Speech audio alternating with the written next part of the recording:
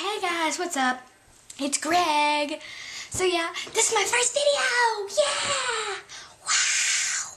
So yeah, everybody be happy for me. Da da da da da da da. Yeah, so YouTube confirmed me.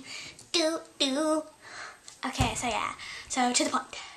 I think that movie, 2012, is overrated.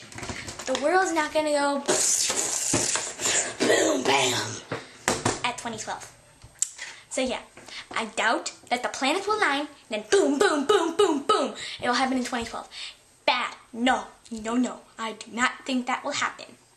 So yeah, that's all I wanted to really talk about, is that it won't blow up in 2012. It just won't. See, there's America. We're perfectly fine. It's almost 2012. We're perfectly fine. Yay us, yay us. Da da da da da da da da da da.